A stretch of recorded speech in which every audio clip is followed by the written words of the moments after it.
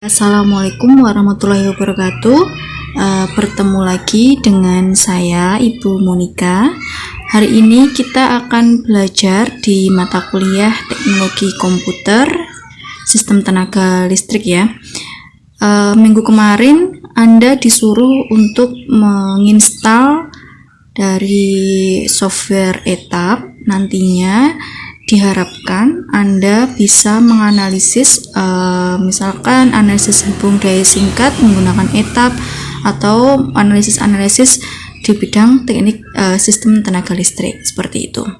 Nah, di pertemuan yang 3A yang sebelum ini sudah dijelaskan apa itu analisis hubung singkat, terus macam-macamnya apa, terus tujuannya mengapa kita kok belajar analisis hubung singkat, komponen-komponen yang digunakan untuk analisis hubung singkat. Nah, salah satunya adalah komponen simetris dan komponen asimetris. Nah, hari ini pada pertemuan ini kita akan belajar mengenai komponen simetris, yaitu menentukan Z1, Z2, dan Z0 pada komponen simetris untuk analisis daya hubung singkat ini ya. Nah, ini adalah contoh soalnya. Mesin-mesin yang dihubungkan pada kedua rel-rel tegangan tinggi yang ditunjukkan pada diagram di bawah ini ya. Jadi di sini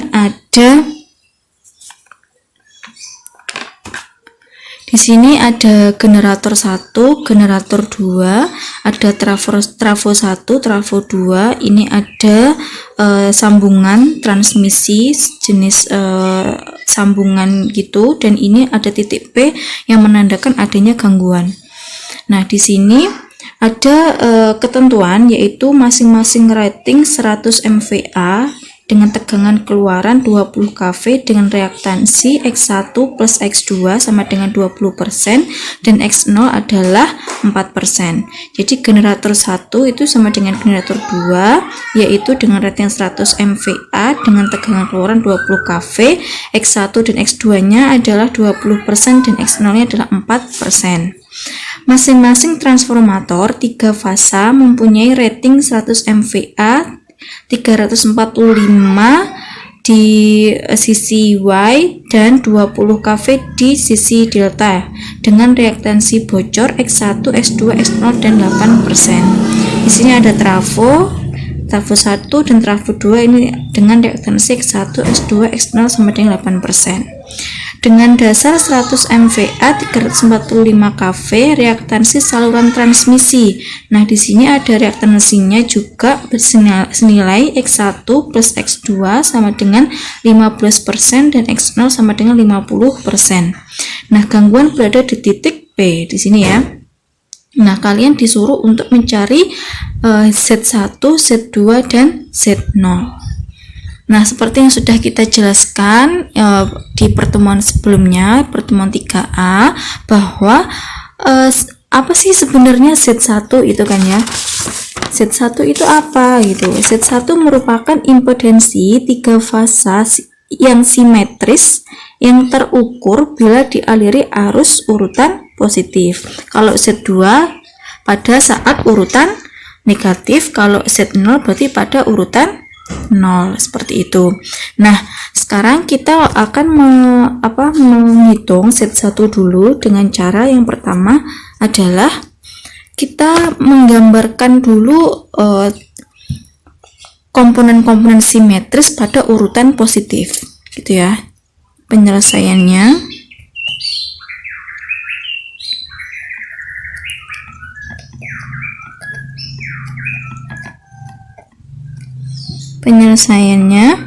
gini ya. Penyelesaiannya kita tulis dulu komponen-komponennya tadi yang ini dalam bentuk dalam matematis. Jadi tadi yang pertama adalah transformator ya. Transformator. Jadi ini adalah G1 sama dengan G2 sama dengan X1 sama dengan X2 berapa? 20%. 20% itu sama dengan 0,2. Selanjutnya dengan X0 sama dengan 4%. atau sama dengan 0,04. Nah, setelah itu trafo. Trafo berarti T1 sama dengan T2 sama dengan X1 ditambah sama dengan X2 sama dengan X0 itu sama dengan berapa tadi? 8%. 8% berarti sama dengan 0,08. Setelah itu di L, di sambungannya, di transmisinya berarti L itu sama dengan X1 sama dengan X2 itu sama dengan 15%. 15% itu sama dengan 0,15. Sedangkan X0 nya itu sama dengan 50% atau sama dengan 0,5. Nah, setelah kita mengubahnya dalam bentuk matematis seperti ini, kita selanjutnya menggambar komponen simetris pada urutan positif, gitu ya.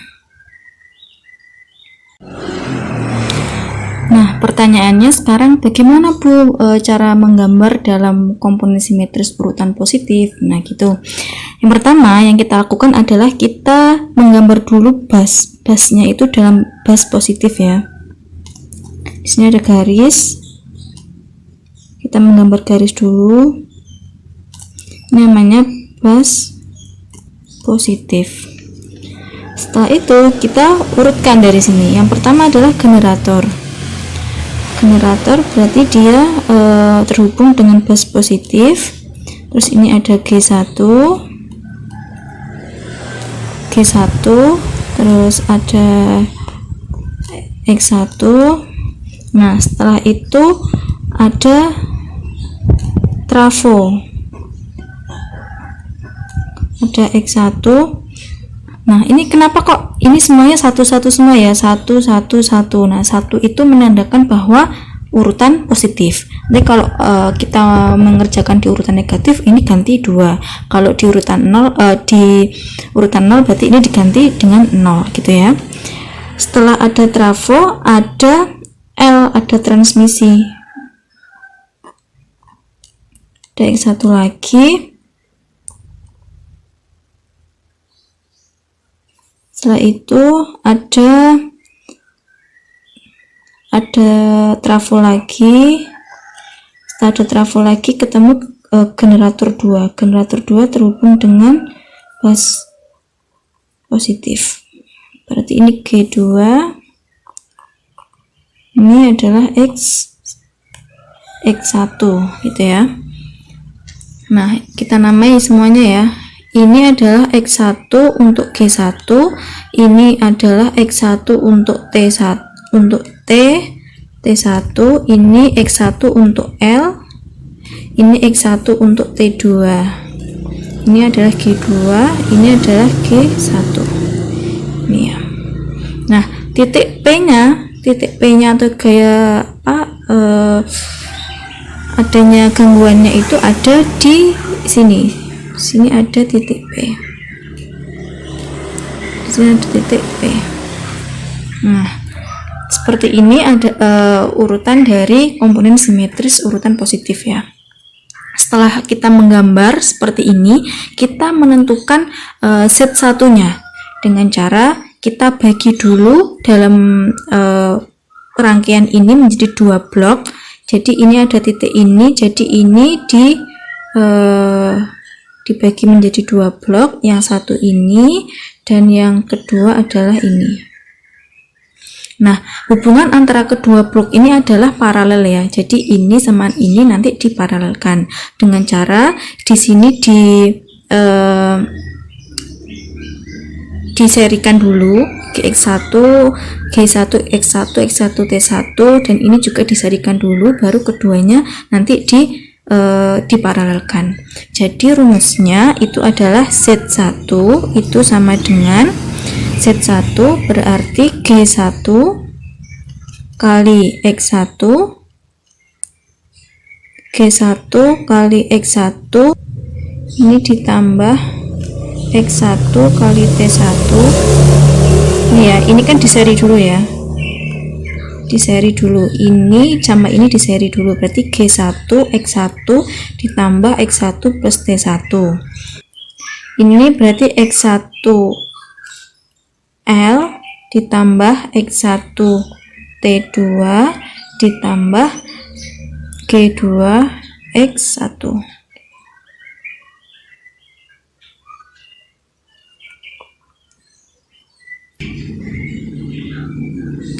Dibagi dengan jumlah dari seluruh komponen ini, berarti X1 kali G1 ditambah X1 T1 ditambah X1 L ditambah X1 T2 ditambah X1 G2, seperti ini. Nah, kita masukkan nilai-nilainya tadi ya. Jadi Z1 itu sama dengan X1 G1 nya berarti kan 0,2 ya, 0,2 ditambah X1 T1 nya adalah 0,08 kali X1 L nya adalah 0,15 ditambah X1 T2 nya adalah 0,08 ditambah X1 G2 nya 0,2 dibagi dengan X1 G nya 0,2 ditambah 0,08 ditambah 0,15 ditambah 0,08 ditambah 0,2. Ini ketemunya Z1 nya adalah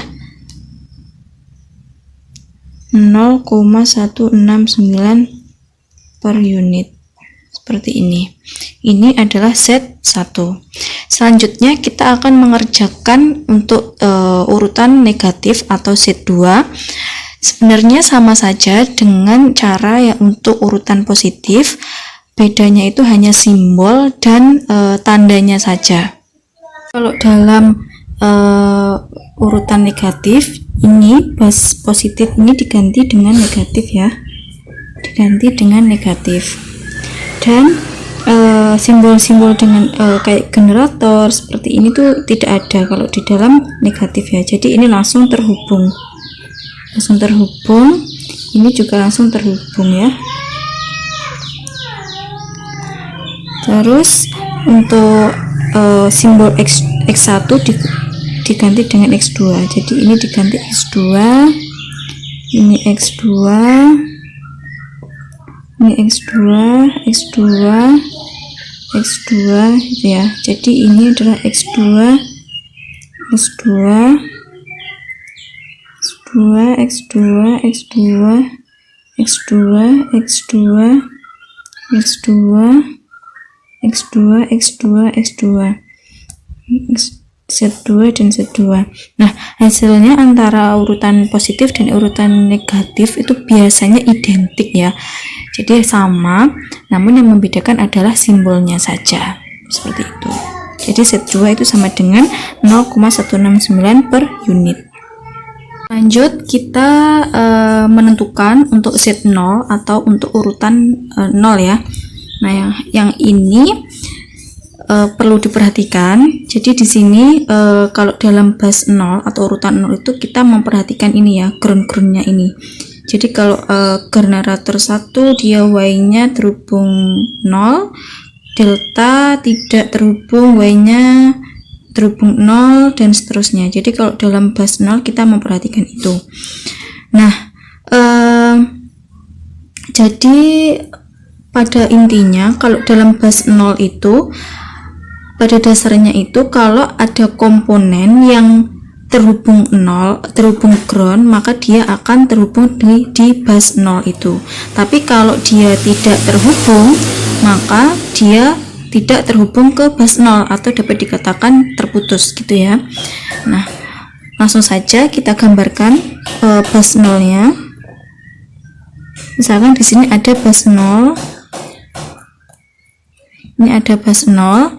Yang pertama adalah generator. Generator dia terhubung ke ground sehingga generator terhubung dengan bus 0. Jadi di sini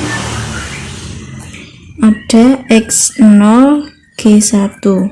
X0 ya, lambangnya atau tandanya X0 yang menandakan bahwa di sini adalah urutan 0. Setelah itu kita masuk ke trafo di sisi delta. Di sisi delta ini tidak terhubung dengan ground sehingga terputus. Jadi di sini terputus ya, terputus, sehingga selanjutnya di sisi Y terhubung dengan ground, sehingga terhubung di bus 0. Jadi di sini ada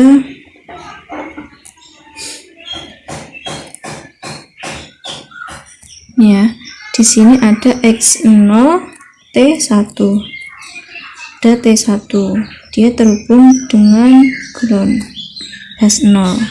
Setelah itu kita trafo 1 terhubung ke transmisi. Jadi di sini ada X0L dari transmisi terhubung ke Y terhubung ke ground sehingga terhubung ke bus 0. Jadi di sini ada X0 T2 ya. Dari sini, dari trafo 2 ke delta tidak terhubung ke ground sehingga di sini terputus. Dari delta ini masuk ke generator 2. Nah, ini generator 2 terhubung ke ground sehingga di sini digambar yaitu dihubungkan dengan bus 0. Jadi ini ada ya. Jadi ini adalah X0G2, ini terputus. Jadi ini adalah gambar dari urutan 0, sedangkan titik P itu berada di setelah trafo. Setelah trafo berarti di sini ada gangguan P. Nah, selanjutnya setelah kita menggambarkan seperti ini, kita analisis untuk mencari Z0 berarti di sini ada 2 blok ya yang terhubung. Jadi yang kita tinjau itu adalah rangkaian yang terhubung saja, yang terputus ini berarti tidak digunakan. Jadi yang terhubung adalah ini. Jadi nanti ada 2 blok ini dan ada ini. Nah, ini merupakan gabungan seri ya, ini seri, nanti setelah itu diparalelkan dengan ini. Jadi Z0 itu sama dengan X0 T1 kali X0L ditambah X0 T2 dibagi dengan X0 T1